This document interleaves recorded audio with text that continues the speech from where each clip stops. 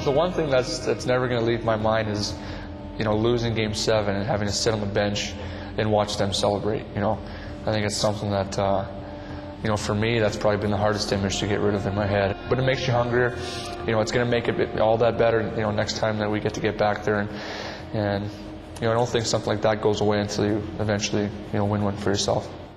The situation that we are in, that it doesn't happen every year. I think with this group it will. I think we'll get back to that point, but it was just such an unbelievable feeling. The city was just ecstatic the whole time that we were in the playoffs, that we were definitely aware of it. And even before games, you're focused on the game, but you soak it in and you look at the guy next to you, it was unbelievable how loud it was, and the support that we received is something that we'll all remember forever.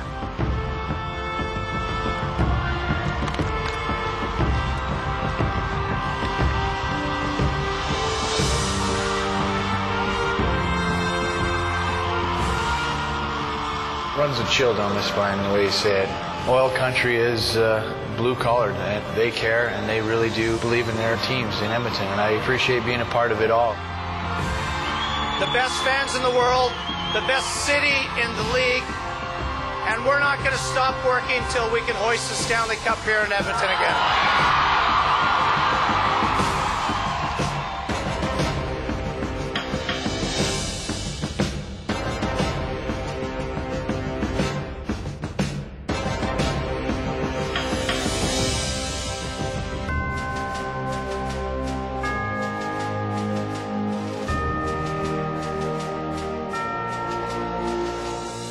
For hockey fans, the building stood in darkness for one whole year.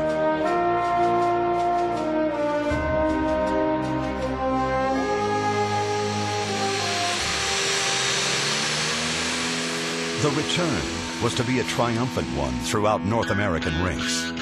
NHL hockey was back, better than ever.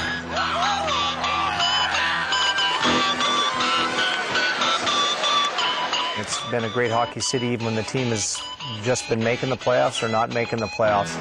There's another whole new generation of fans. They have a lot of pride in their hockey team. They have for decades, but they have maybe even more pride in the hockey team now than they did even, 15 years ago.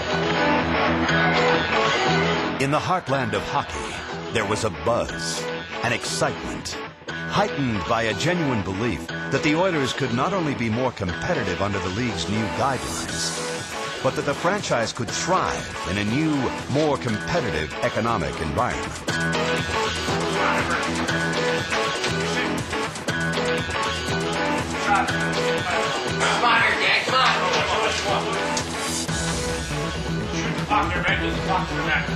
The team was at the time still lacking consistency at both ends of the ice.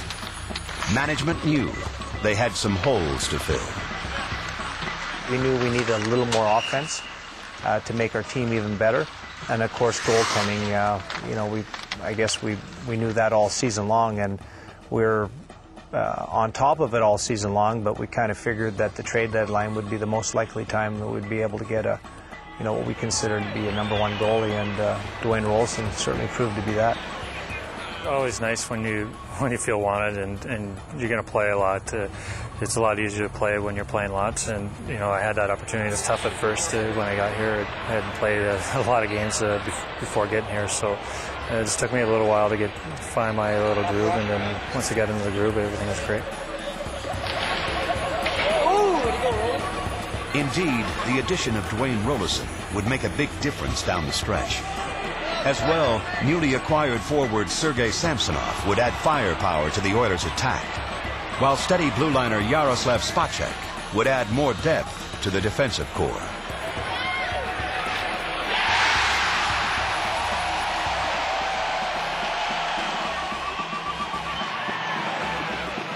The month of April found the Oilers in a tenuous position, fighting for their playoff lives.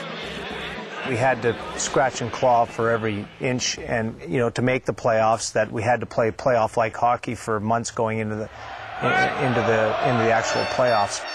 When Ales Hemsky scored in the final moments of Game 81, the Oilers officially qualified for the playoffs. Here's Pronger. Pass pass up the middle, Stoll. In across the line, Hemsky cuts in, shoots, scores! Ales Hemsky with 33 seconds remaining in the third period. Another dramatic goal, and the Oilers have a 2-1 lead. That could be the goal of the season. The best feeling at that time was, once Al scored the goal, and we knew that we were going into the, into the playoffs there, and we just, it was like a huge monkey lifted off our back, and after that we just said, what, let's just go out there and play, and that's what we did. We went out there and played, and we didn't worry about gripping our sticks too tight or looking over our shoulders at who was catching us in the standings, and there's no better feeling than that. Well, I think we went through pretty much everything. We had some ups and downs. We had some slumps during the course of the season, but over time, I think that made us a better team. And coming down the stretch, we won those important one-goal hockey games, those 2-1 games. We could win a game 1-0 if we needed to. We could win a game 6-5 if we needed to. And that was, I think, that was the thing that was, different from our team in the past. Now begins the physical and mental preparation for a whole new season. A season of a different kind. The playoffs, and a first-round best-of-7 battle starting in Detroit. Well, we're very aware of it. A lot of us grew up in the time period where the Oilers were the dynasty. I know I did. Those are the teams that you followed. It's pretty cool to be a part of that. We have the opportunity. There is a link to the past here. Our management, our coaches, our trainers. What was kind of unique was the fact that we all got along, and we all felt comfortable with each other, the way we came to the rink and just wanted to have fun. And it started right from our coaching staff. Mac really told us right from the get-go that the fact that we're here to have some fun. I mean, let's try to keep positive through this whole scenario and not worry about it. And I don't want to say we're too relaxed in the locker room, but we didn't feel uptight going into any game, and I think that gave us a little bit of an edge.